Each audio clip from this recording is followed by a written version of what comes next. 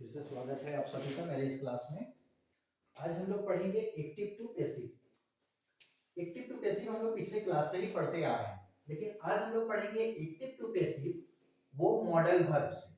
Modal verb जिसमें हमारा है might, may, might, can, could, should, must और टू। ये हमारा मॉडल वर्ब है।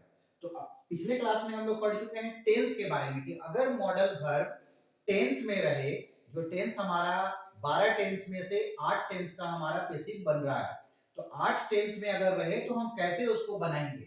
आज हम लोग पढ़ेंगे कि अगर एक्टिव जो सेंटेंस है हमारा वो अगर मॉडल वर्ब में रहे, मॉडल वर्ब जो है may, might, can, could, should, must और टू, अगर ये लगा हुआ रहे तो इसको हम लोग पैसिव कैसे बनाएंगे। तो इसके लिए नंबर 4 हम लोग 5 नियम हम लोग सीखे हैं कि एक्टिव से पैसिव में बदलने के 5 नियम है। पहला नियम था सब्जेक्ट को ऑब्जेक्ट में बदले। दूसरा हमारा नियम था ऑब्जेक्ट को सब्जेक्ट में बदले। तीसरा हमारा नियम था मेन वर्ब को वर्ब 3 में बदले। चौथा हमारा नियम था मेन वर्ब से पहले टेंस के अनुसार हेल्पिंग वर्ब का प्रयोग करें। और पांचवा हमारा नियम था मेन वर्ब के बाद बाई का प्रयोग करें। जब हम active to passive modal verb से बनाएंगे तो 4 नियम हमारा सेम रहेगा, लेकिन नंबर 4 का जो नियम था वो थोड़ा सा चेंज होगा। नंबर 4 का हमारा नियम था कि अगर एक्टिव वॉइस किसी भी टेंस में रहे तो टेंस से पहले हम लोग टेंस के मेन वर्ब से पहले टेंस के अनुसार हेल्पिंग वर्ब का प्रयोग करते हैं, लेकिन इसमें नंबर 4 का जो नियम है उसमें बदलाव होगा। और बदलाव क्या होगा, इसमें होगा कि अगर एक्टिव वॉइस मॉडल वर्ब में हो तो उसे पैसिव में बदलने के लिए मॉडल वर्ब के बाद, मॉडल वर्ब के बाद और मेन वर्ब से पहले, और मेन वर्ब से पहले बी का प्रयोग करें, हमारा बी का प्रयोग होगा। तो हमें यहाँ कुछ उदाहरण भी दिए हैं, उस उदाहरण को अब हम लोग देखते हैं। अगर कोई भी हमारा जो सेंटेंस है वह अगर एक्टिव सेंटेंस एक्टिव वॉइस में हो और वह मॉडल वर्ब से हो तो उसको हमको पैसिव में कैसे बदलेंगे।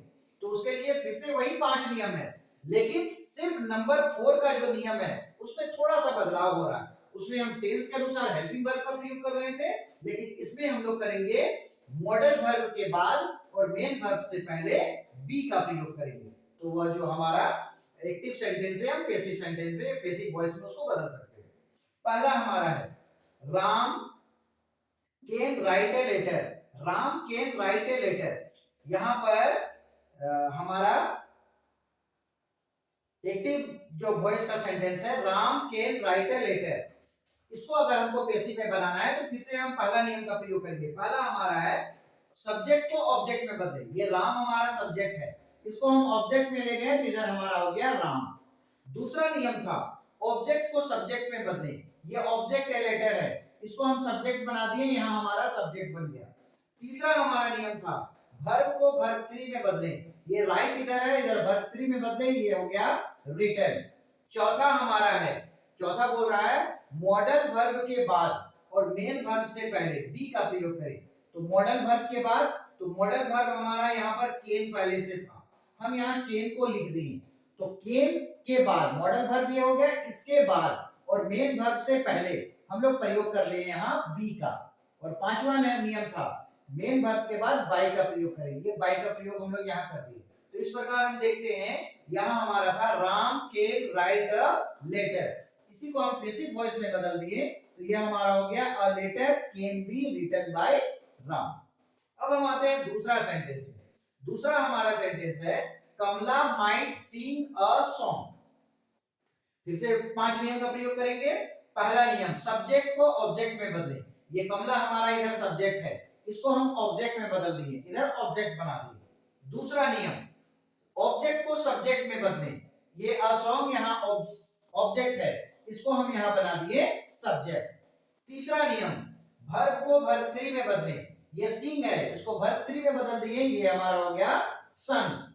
चौथा नियम मॉडल वर्ब के बाद और मेन वर्ब से पहले बी का प्रयोग करें। तो ये मॉडल वर्ब हो गया और ये मेन वर्ब हो गया, तो इसके बाद और इससे पहले हम बी का प्रयोग यहाँ कर दिए।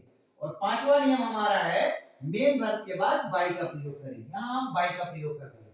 तो इस तरह से हमारा जो सेंटेंस था वो था Kamala might sing a song, जिसका पैसिव वॉइस में हो गया a song might be sung by Kamala. अब हम आते हैं तीसरा सेंटेंस। तीसरा हमारा सेंटेंस है Rohan can win the match.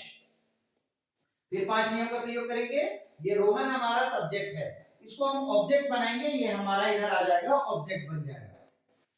दूसरा नियम है ऑब्जेक्ट को सब्जेक्ट में बदलें। ये द मैच ऑब्जेक्ट है, इसको हम सब्जेक्ट बनाएंगे, यहां हो गया द मैच। तीसरा नंबर है वर्ब को वर्ब 3 में बदलें। यहां विन है, विन मतलब जीतना, इसका हम वर्ब 3 यहां किए, यहां हो गया ओन।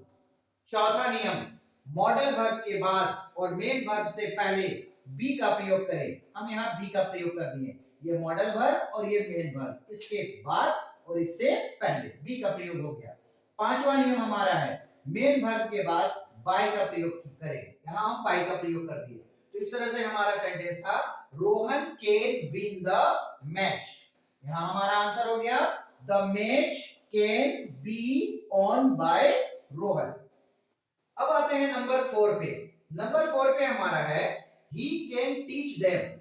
ये ही हमारा सब्जेक्ट है, ये हमारा मॉडल वर्ब है, ये हमारा मेन वर्ब है और ये हमारा ऑब्जेक्ट है। 5 नियम का प्रयोग हम करेंगे। सब्जेक्ट को ऑब्जेक्ट में बदले, ये सी ही सब्जेक्ट है, इसको इधर ले आएंगे, ये हमारा हो जाएगा ही। दूसरा नियम है ऑब्जेक्ट को सब्जेक्ट में बदले, ये देम हमारा ऑब्जेक्ट है, इसको हम सब्जेक्ट बनाएंगे, ये हो जाएगा दे। तीसरा नियम है वर्ब को वर्ब 3 में बदले, ये टीच है, इसको हम वर्ब 3 में बदल दिए, ये हमारा हो गया टॉच। चौथा नियम मॉडल वर्ब के बाद और मेन वर्ब से पहले बी का प्रयोग करें। यहां हम बी का प्रयोग कर दिए क्योंकि ये मॉडल वर्ब है, तो इसके बाद और मेन वर्ब से पहले हमारा बी का प्रयोग हो गया। और पांचवा हमारा नियम था मेन वर्ब के बाद बाय का प्रयोग करें, हम बाय का प्रयोग कर दिए। तो इस तरह से हमारा सेंटेंस था ही कैन टीच देम, जिसका पैसिव बन गया they can be taught by him.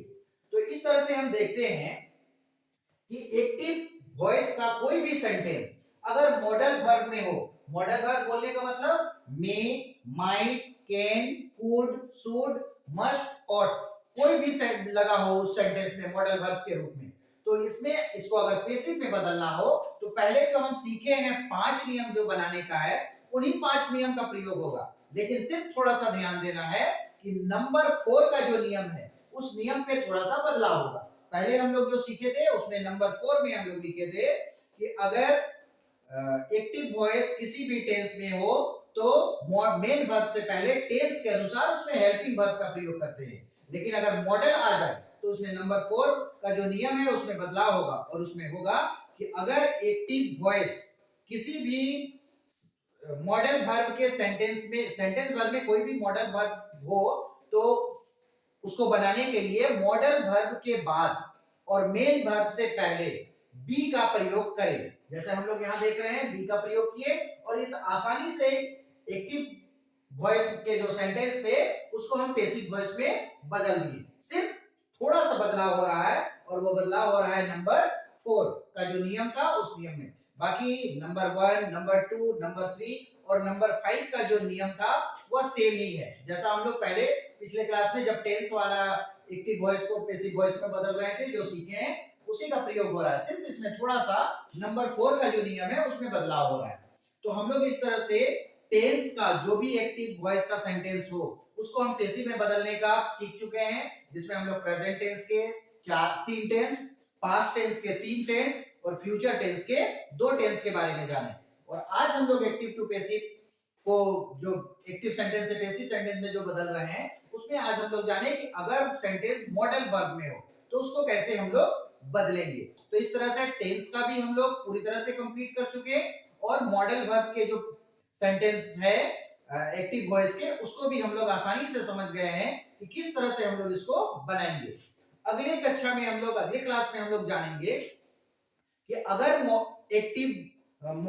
Active voice के जो सेंटेंस है वो अगर रिक्वेस्ट वाले सेंटेंस हो, ऑर्डर वाले सेंटेंस हो, सजेस्ट वाले सेंटेंस हो, एडवाइस वाले सेंटेंस हो तो उसको हम लोग किस तरह से बदलेंगे, क्योंकि उसमें इन 5 नियम का प्रयोग नहीं होगा। उसमें बिना किसी नियम को याद किए, बिना किसी नियम को जाने भी उस सेंटेंस को हम लोग बना सकते हैं सिर्फ हम लोगों को समझना होगा या हम लोगों को अनुमान लगाना होगा कि वह जो सेंटेंस है उसमें रिक्वेस्ट किया जा रहा है, ऑर्डर दिया जा रहा है, सजेस्ट किया जा रहा है या एडवाइस दिया जा रहा है। तो हम लोग मिलते हैं अगली क्लास में फिर से एक्टिव वॉइस के उन सेंटेंसों को लेकर जिसमें रिक्वेस्ट, ऑर्डर, सजेस्ट और एडवाइस वाले वाक्यों या सेंटेंस हो।